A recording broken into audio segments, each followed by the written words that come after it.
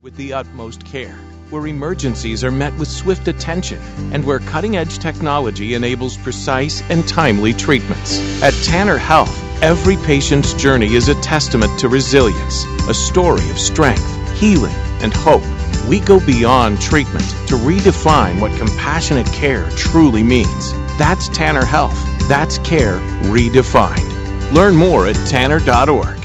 Do the math. At Oak Mountain Academy, our average graduating class has just 12 students. We celebrate a 100% graduation rate with more than $10.5 million in college scholarships offered. Plus, 96% of our students are accepted into their top choice college. Do the math. Can you see the value of an OMA education? I'm Patrick Uran, head of school at Oak Mountain Academy, and I'm here to help you do the math. For more information, visit us at oakmountain.us so that you can discover your journey on the mountain, where every path leads to purpose. National headlines and the local stories you care about. WLBB, Carrollton, News Talk 1330, FM 106.3.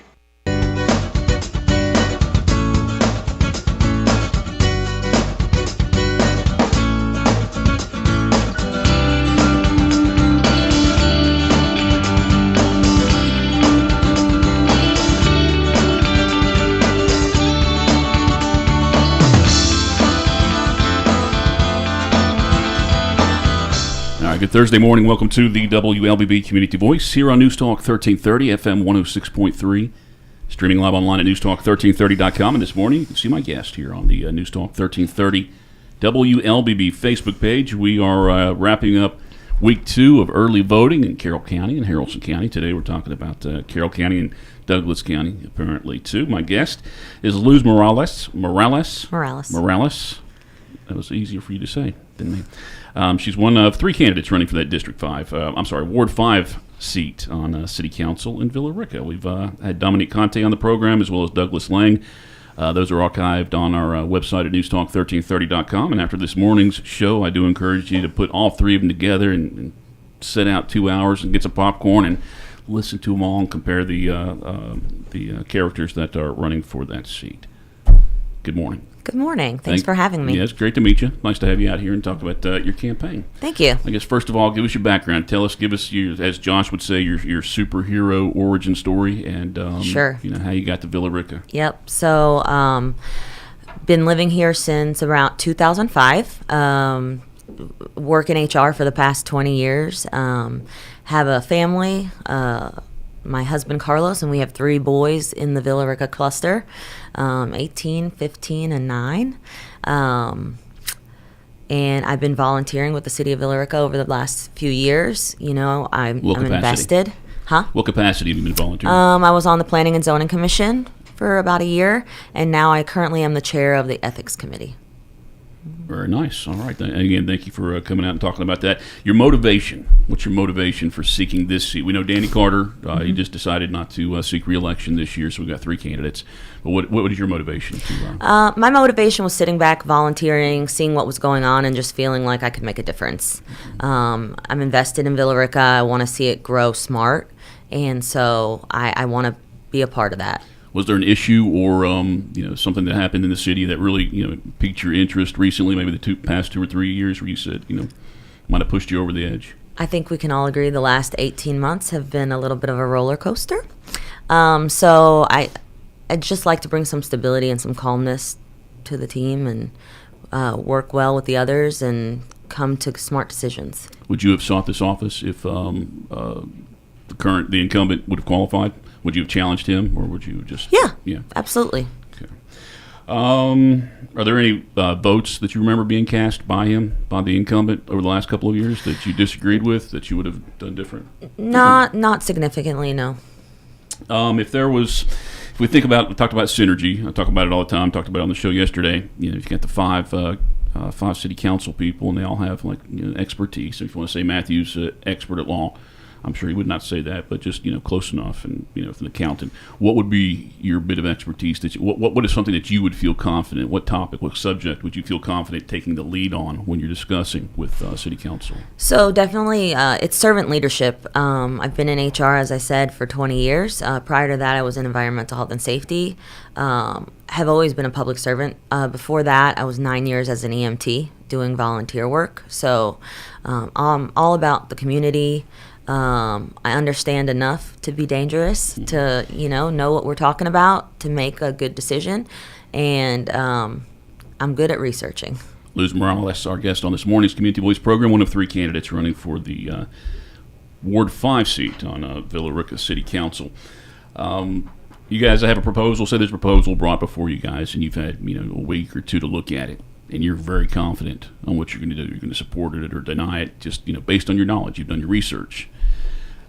So you know what you're going to do, but then you talk about it and you can see your constituents say, no, we don't want anything to do with that. Even if you have a chance to explain your perspective, and they're still like, no. But you are so confident. I mean, you know what the right move is there. I mean, how do you decide which way you go with that? I think you've got to be you need to do what's best for the city in the future and for the majority of the community. There are 3,000 registered voters in Ward 5. There's 3,000 in each of the wards. There's about 15,000 in Villa Rica. You're not going to get every person's view. But what you do need to do is look at the facts, see what it's going to do for the community. Is it going to be a smart decision? Is it going to drive infrastructure? Is it going to not support infrastructure? You have to make smart decisions. So if I felt like it was the best for the community, I would continue to vote the way I would vote. Do you deal well with criticism? Like if after you vote for that, and they're like, "Oh man, I want to listen to what people have to say. Yeah. I want to hear opinions. Hopefully, I've heard their opinion prior, and we've had a healthy debate. But I want to hear what people have to say. Do you think it's a big deal that it's a big issue that Villa Rica has not had a full-time city manager over the last 15 months or so? Absolutely. Yeah. The city manager is the heart of running the city. We need someone stable. We need someone that's going to be in there and doing the job. And, yeah, it's about time. I think the mayor's put out at least 2 people, and maybe one actually came to a vote, and it was Larry Wood. He's a former city manager. And the council did not support that. Would you have supported Larry Wood? I mean, just knowing his background, and I assume you do. You've been here 20 years. Yeah, no, I know Larry. He's a great person. I think we're at a turning point in the city where we need fresh set of eyes. We need someone experienced. We need to bring someone in that's going to bring stability. Having past knowledge is great, but we've got to do it for the long haul. We've got to have someone who's going to stick around. If it takes another year, I mean, is that I don't know if you go back to Larry and talk to him again. I don't know if he wants to keep being jerked around like that, but it could be another year. I mean, think about all the information that's available on a website the media's have covered. I mean, that's out there. I mean, I think if a possible city manager was going to look at Villa Rica and they see all those things, I mean, I would think it might turn them off a bit. Yeah, that's why I think we need to work with a firm. We need to market the position well. We need to make sure that we are looking for the right person and that we sell them on the role. The future of Villa Rica, it can be absolutely great, but we need someone who's leading the charge, building the relationships with the staff, and executing the plan. I saw somebody on Facebook this morning, or maybe it was yesterday. They said that Villa Rica is going to be home to 18 data centers. I don't know if they were just exaggerating and just blowing it up. I don't think that's maybe accurate. They're talking about the buildings within the data centers. Okay. I only know of 2 potential projects. That's right, me as well. So yes, but I don't know if they were just blowing it out of proportion. But have you done research on the data centers? I absolutely have. Okay, what can you tell us the pros and cons? Yeah, I was on planning and zoning when the 61 rezoning came up. I voted for that rezoning. I will tell you that when property owners have rights, and these developers that are buying tracts of land have rights to how they want to use the property, and when your choice is 900 homes, when the city's not built up for infrastructure to support that, and that's only going to bring in $6 to $9 million in tax revenue, but you're going to have to support them with water, sewage, education, everything that's needed, and a lot of car traffic. the better choice for the city is a data center. We're not talking about data centers from 20 years ago that were loud, noisy, polluting. If you look at the Keaton Creek plan that's going over on the Douglas County side, very well planned out project.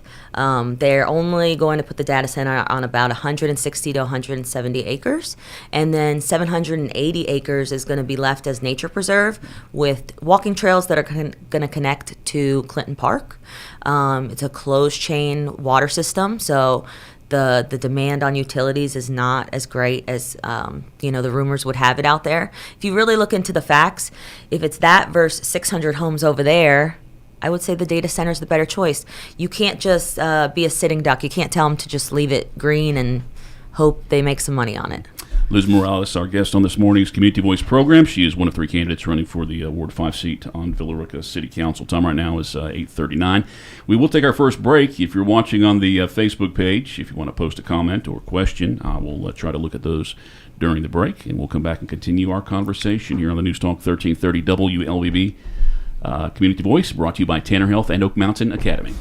Imagine a place where every heartbeat is monitored with the utmost care, where emergencies are met with swift attention, and where cutting-edge technology enables precise and timely treatments. At Tanner Health, every patient's journey is a testament to resilience, a story of strength, healing, and hope. We go beyond treatment to redefine what compassionate care truly means. That's Tanner Health. That's care redefined. Learn more at tanner.org.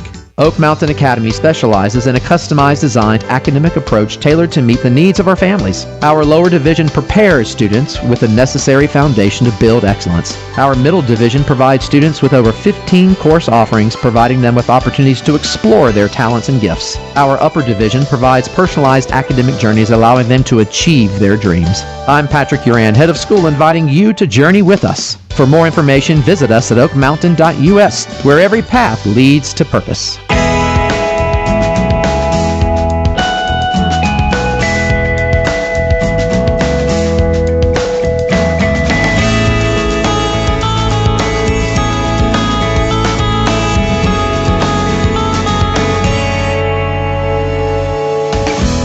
All right, 8:40. Welcome back to the WLBB Community Voice here on News Talk 1330, FM 106.3. My name is Colin Worthington. My guest this morning is Luz Morales. She is one of three candidates running for the Ward 5 seat on Villa Rica City Council. And glad to have her in here with us this morning. We talked about the infrastructure problems in Villa Rica. Mm-hmm. Why'd that happen? Why is Villa Rica, low on water and abundant on apartments? So the good news is there's no more land that is zoned for multifamily. So what we're getting is what we're going to get. And thankfully, There's still like 5,000 left to be built, though, right? Yes, absolutely. But at least we know, unless we were to acquire county property into the city, there are no more multifamilies. And I will not vote to support more multifamilies till we get some infrastructure. I don't want to dwell on the past on why we got to this infrastructure issue, but what I want to really talk about is we do need to bring industry, like we were talking about the data centers prior. That's $89 million in revenue for that Douglas County side in the city of Villa Rica. That's huge to build the infrastructure we need, the sidewalks, the roads, the new sewer systems, the schools. We need to support the schools. We're maxed out. I have three kids in the cluster. I know how maxed out we are, so we just got to fix it. And that's one of the ways you can do it is getting those light industrial technology centers that are going to give you that revenue. Well, what's attractive about Villa Rica? What would you tell these potential industries and businesses looking at Villa Rica? How would you sell it? Yeah, we're a great community. We have great people, great small businesses. It's definitely growing, but I think it has small town charm. But still, and very, very community driven. People are very about helping your neighbor and being there for one another. And I think it's a great place to come and set up. Are there any documents? Is it documented anywhere, the employment rate in Villa Rica? Do we ever see that? I know they send us the Yeah, it is, but I don't want to misquote it. Mm-hmm. But do you remember if it was worrisome to you or? another reason I like data centers. They bring high-paying, educated jobs that are much needed in the community, that help strengthen the community. But at one point, I was probably a little worried, but I think over time, I'm not as worried, once you know your neighbors and who people are and what they do. Talked about infrastructure. I mean, it's obviously an issue. What to do with these, waiting for these apartments to be built and getting people in them. Is that the biggest problem in Villa Rica? Is that the biggest concern for residents right now, or is there something else you think? I really think that's one of the biggest issues, the traffic, right? I think the loudest issues is probably the Parkway and that debate. And before that, it was probably the data center on 61. But I think, people are worried about too many people moving in and not having room in the schools and not having the right utilities or infrastructure to support them. How do you think the city handled that, approaching the Parkway, dealing with that? So if we look back at the past, I cannot say that they did the best job of communicating or getting information out to those residents. But I can say that the research I've done is there has been no talk of eminent domain on any properties. The properties that they are acquiring are fair market value and with cooperation with those landowners and homeowners. And the city is also looking to try to rehome, if folks need to be rehomed, how they can help support them to get them rehomed.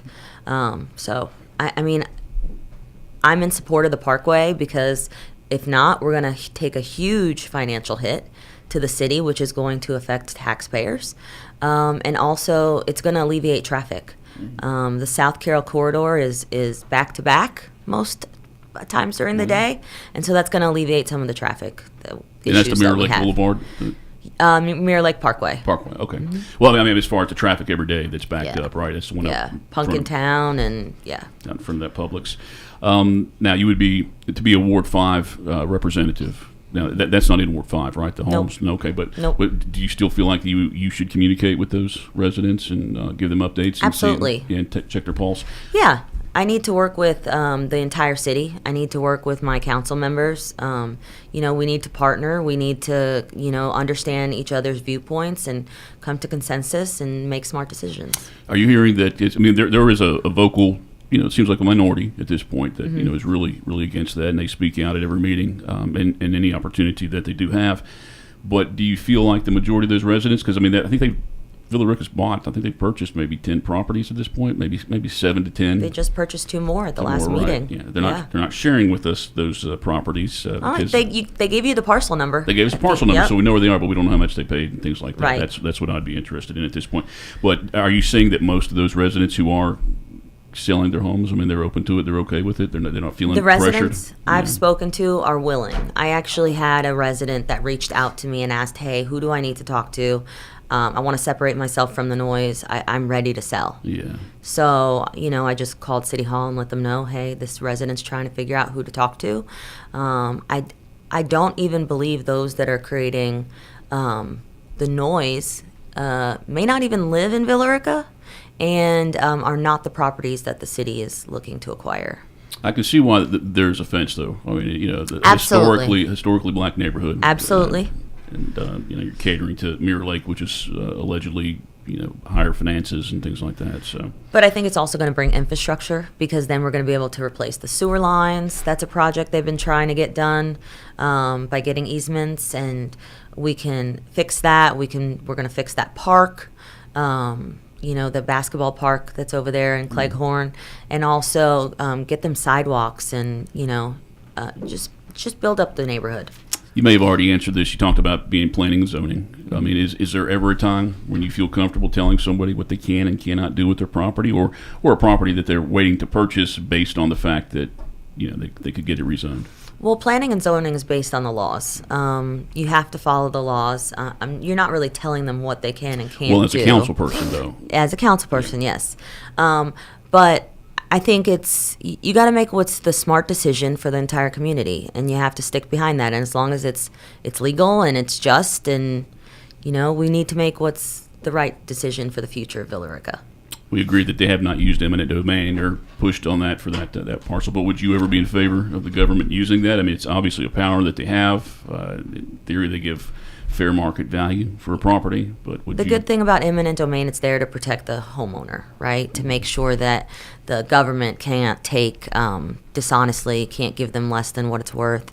I'm not a fan of it, but in some instances, it needs to be used in order to progress and move forward. All right, Luz Morales, our guest on this morning's Community Voice program, one of 3 candidates running for that Ward 5 seat on City Council in Villa Rica. You have contact information, a website, Facebook page. How are you communicating with potential constituents? Got a very active Facebook page on Facebook, Luz Morales, candidate for Ward 5.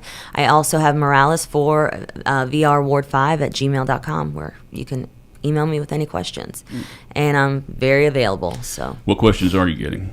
I'm getting questions about data centers, questions about how I'll work with the other council members, what my future Villa Rica looks like. I'd like to get our downtown thriving, get more local businesses, restaurants, sit down. Those are the questions that everyone has on their mind. Are you doing door to door? I am, and I am meeting a lot of neighbors, and it's actually been great. Yeah, that. So you say there's 3,000 registered voters in Ward 5. In Ward 5, how Yep. about active voters? No, that's the active list. Okay, that is the active list. Do you encourage? Do you expect? Are you meeting people who have not voted, who did not know who their representative is? Yes, Yeah. yes. Wards. People don't really see themselves as wards; they see themselves as the city. So, you're educating people too that hey, you're in this ward. The wards changed in 23 based on the census. So people that were in a different ward, what do you mean I'm in Ward 5? I thought I was in Ward 2. Mm-hmm. So it's also educating them. And, we're having great conversations, meeting folks that have not voted, that are now registering to vote and going to get out there and vote. So there's 3,000 active voters. On the lists. I pulled both lists. Yeah. Okay. I don't think there was that many that voted for this race last time, but maybe for presidential election if they're active voters doesn't mean they're coming out to vote, right? Well, it means that they're at least done something in the last 2 or 3 races, right? Yeah. Election periods. Okay. Yeah. Well, that's impressive. Hopefully they turn out for that. Good deal. Time right now is 8:51. We'll take our final break and come back and conclude our conversation with Ward 5 candidate Luz Morales. She is one of 3 candidates running for that seat. The other 2, Douglas Lang and Dominique Conte, they've been on the program previously, so you can go back and find those shows and compare your candidates. Again, this is the second full week of early voting. Tomorrow's I think is it Saturday? Yeah. Yeah, Saturday you can vote. You can go vote early Saturday at the Carroll County Elections Office. But I think next week they're going to open up Powell Park for one full week, Powell right? Park, yep, for one full week. And that's before Election Day, which is November the 4th. On that day, if you wait till that day, you'll go to your own precinct polling place as you typically would. Again, we'll take our final break right now. 8:52 Community Voice brought to you by Tanner Health and Oak Mountain Academy. Imagine a place where every heartbeat is monitored with the utmost care, where emergencies are met with swift attention, and where cutting-edge technology enables precise and timely treatments. At Tanner Health, every patient's journey is a testament to resilience, a story of strength, healing, and hope. We go beyond treatment to redefine what compassionate care truly means. That's Tanner Health. That's care redefined. Learn more at tanner.org. Oak Mountain Academy is a vibrant community built on innovation, academic excellence, and a 64-year legacy of shaping community leaders. I'm Patrick Uran, head of school at Oak Mountain Academy, inviting you to visit the mountain and experience firsthand the passion, purpose, and personalized education that defines our school. Come see how our mission and vision come to life each day. For more information, visit us at oakmountain.us so that you can discover your journey on the mountain, where every path leads to purpose.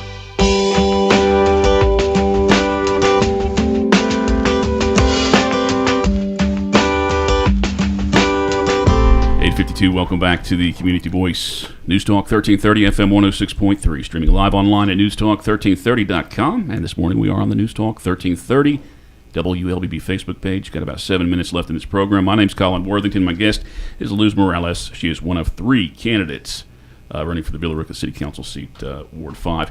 SPLOST, Special Purpose Local Option Sales Tax, will also be on the ballot.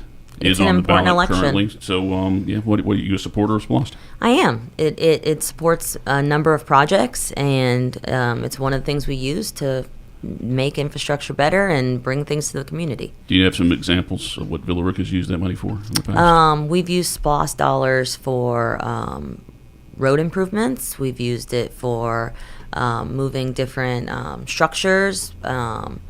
We just did all of that work behind Church Street. So, yeah. Do you ever see a time when that'll go away? Because I think I've been told, I wasn't here when it was initially sold, that it was sold as like, we'll just use it one or two times, but it's continuously been used and supported since then. Do you ever see a time when these governments won't need that? I think if you've got enough revenue coming in, then you can support not having something like SPLOST. But again, you've got to bring in the revenue. You've got to be a thriving city so that you can support that. What's the best thing about Villa Rica? What's your favorite thing about it? I love living there. When I moved to Georgia, I've had the opportunity to move away to different cities, and I've always found myself back. I love our town. I love the city schools, the community, the relationships that I've built with small business owners in the community, and we just love living there. Does Villa Rica do enough to promote tourism in the city, or are there opportunities you think they're not taking advantage of? I think we have a lot of work to do there. We used to talk about having a welcome center and, the shows and events. I think they do a good job, but we could do a better job of getting events out there, thinking of new ideas, getting the community's input as to what they want to see, making sure we're hitting the mark. I mean, the concerts have been crowded and full, but let's survey, let's see what else we can bring to the city. That we have that beautiful mill. And, I want to make sure we're planning right, so we're not doing a show the same time the Amp's doing one or Douglas County. Or there's college football on. Yeah, or the Georgia game's on, go Dogs. Yeah. I just heard 5 new votes. I think there's always more we can do. Now, Villa Rica takes Thomas Dorsey as their own. Even though he became bigger, he went to Chicago. But I think it's great. I like the concerts and the festival every weekend. Should they do more with their association with Coca-Cola? I mean, you think that'd be attractive to people? Yeah, I think. The Gold Rush, Delonica's claim to fame is the Gold Rush. And, I know we're big on it, but I think we need to capitalize on this other history that we have with Coca-Cola and Thomas Dorsey and, really build it into the who we are as Villa Rica and our history. Are you involved in any nonprofits, or have you been involved, or, any of the public service? Yep. So with raising my boys, I was in scouting for a long time. Did scouting, and then also Boys and Girls Club of America. I'm an avid volunteer. I would love to see a Boys and Girls Club in West Georgia. I would be in support of that. And other nonprofits, my church, different community service, yeah. The lady that's the head of the Boys and Girls Club in Atlanta, she lives in Carrollton, so you can track her down. Mm-hmm. And get some information on how to make that happen. When you when you need guidance, or when you have an idea, you need to pick somebody's brain. Is there somebody locally? I mean, maybe your husband, maybe the church, but is there somebody, another name you could throw out there that people can associate you with and say, oh, well, she likes that person, so so I like her more now, or anything like that. Is there somebody you go to for guidance to talk to? I think there's a number of people. You can't just be focused on one person. I mean, I talk to the members of council. I talk to past mayors. In communication with past city managers. You want to get the history. You want to understand what the history of things are as you're moving forward and thinking about how you're going to vote on things, how you're going to approach different items. But I talk to a number of community leaders, people that make an impact, people that are respected in the community, and get insights. Is it important for every city council member to get along with each other? Can it be successful if there's friction? I think you got to try to get along. You've got to realize that you've got a job to do. You're servicing the community, and you should really, really try hard to get along. And I'm not saying there's anybody who doesn't get along on council, but just throwing it out there to see if that's important. All right, time right now is 8:57. I'm going to give you one last minute. I'm leaving my house. I got a cup of coffee. Got my baby in the arms too, and I'm rushing out to my car. Got to drop the kid off at daycare and go to work. You got 1 minute. How are you going to sell me on voting for you on Election Day? I'm a hardworking mother in the city of Villa Rica, raising 3 great boys involved in athletics, involved in their activities, and very involved in the community. Volunteering, learning, understanding our past, where we've come from, where we want to be, and I want to do well for the city of Villa Rica. I want it to grow smart, and I want it to flourish, and I want it to be a city that people want to live in, and they want to stay here. Can you make any promises as far as town council meetings or forums where you invite people to come and discuss with you personally? Actually, as part of my campaign, I hosted a town hall, and I want to do those. I want to be accessible. I want to make sure that people have a council person that's keeping them up to date, communicating. I plan to communicate on social media. I plan to communicate by email and hosting town halls and events. All right, early voting continues today, tomorrow, and Saturday this week, and then Monday through Friday of next week, and it will be available at Powell Park in Villa Rica, so maybe we'll see those early voting numbers jump up a little bit for this race. Absolutely. Thank you for coming out. It was great to meet you. Thank you so much for having me. Thank you for talking about your campaign, and thank you for watching and listening to this morning's Community Voice program here on News Talk 1330 FM 106.3. I think we're going to have a program tomorrow, planning to have a program tomorrow that talks about a issue that came up in the news this week. So hopefully I'll confirm that, and we'll have that program tomorrow here at 9 o'clock. Enjoy your Thursday.